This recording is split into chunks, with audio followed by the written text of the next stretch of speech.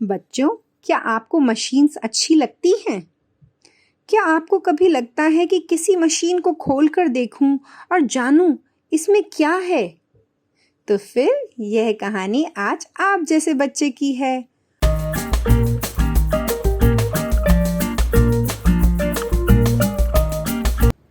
इस कहानी को सुनने से पहले चैनल सब्सक्राइब कर लो, कहीं अगली कहानी मिस ना हो जाए।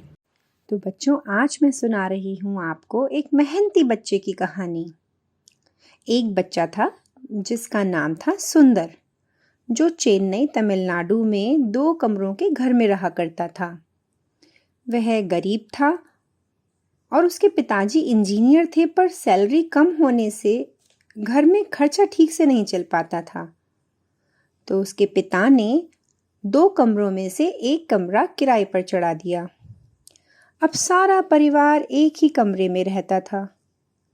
पर इस बच्चे सुंदर को पढ़ना बहुत अच्छा लगता था। वह बिना बहाना किए उस एक कमरे के घर में भी अपना कोना लेकर पढ़ता था। एक दिन जब घर में फोन आया तो वह बहुत खुश हुआ।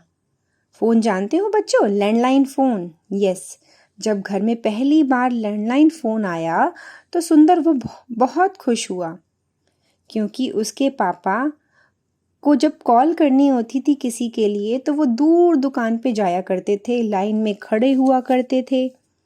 पर घर पर फोन आने के बाद उसके पिताजी को दूर नहीं जाना पड़ता था। सुंदर को दूसरी खुशी तब हुई जब घर में स्कूटर आया। तब उसने देखा कि पापा स्कूटर से ऑफिस जाते हैं। पहले बस के इंतजार में उन्हें देर तक बस स्टॉप पर खड़ा होना पड़ता था, और बस भरी होती थी तो पापा को बस छोड़नी भी पड़ती थी। अब पापा स्कूटर से टाइम से ऑफिस पहुंच जाते हैं और घर पर भी टाइम पर आ जाते हैं, जिससे पापा को उसके साथ खेलने का समय मिलता है। वो बहुत खुश हुआ घर में स्कूटर आने पर। तीसरी खुशी सुंदर को तब हुई जब घर में फ्रिज आया। उसने देखा कि उसकी माँ को बार बार सब्जी मंडी जाना पड़ता था सब्जी लेने के लिए, पर जब फ्रिज आया तो उसकी माँ ने फ्रिज में चीज़ें रखनी शुरू कर दी, जिससे उसकी माँ का भी टाइम बचा और माँ ने भी बच्चों को टाइम देना शुरू कर दिया। तो सुन कि ये 3 चीज़ें, फ़ोन, स्कूटर, फ्रिज, कितनी इम्पॉर्टेंट हैं।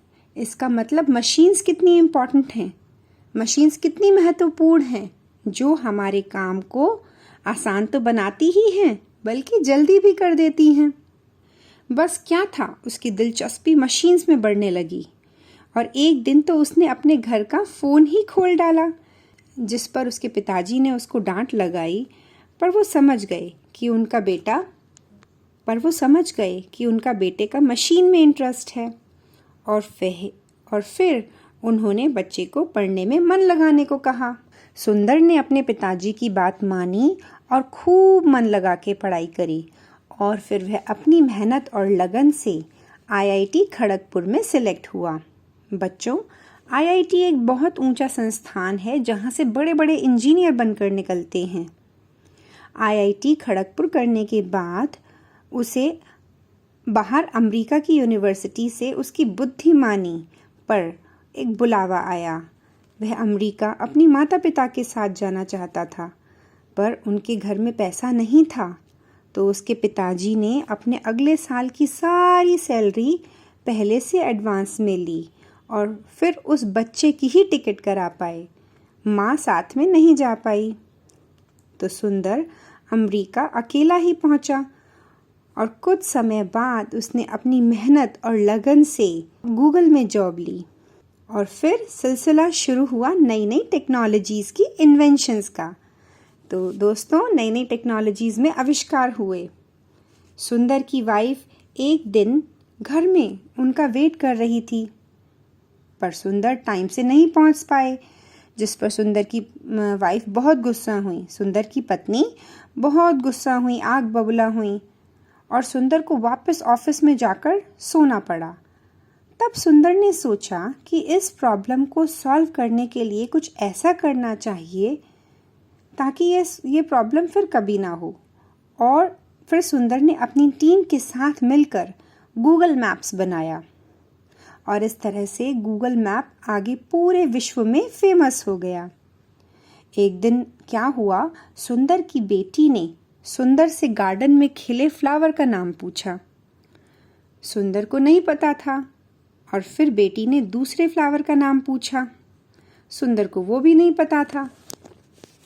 तब सुंदर ने इस पर खूब सोच विचार किया और अपनी टीम के साथ एक टेक्नोलॉजी बनाई जिसे कहा गया गूगल लेंस, जो कि बच्चों आप अपने फ़ोन से भी यूज़ करके किसी भी चीज़ के बारे में पता कर सकते हो। तो अब आप बच्चों पहचाने कौन है ये बच्चा जो बड़ा हो गया और फिर गूगल में काम किया? यस बच्चों, इसका नाम है सुंदर, सुंदर पिचई। आज यह गूगल के CEO हैं और 1 घंटे में करोड़ों कमाते हैं। तो दोस्तों, क्या आप बनना चाहोगे सुंदर पिचई के जैसा?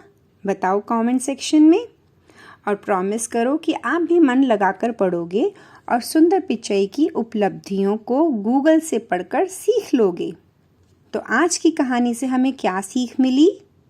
कि आप मेहनत करो, मंजिल अपने आप मिलेगी और परेशानियों से परेशान मत हो, उनका हल खोजना सीखो।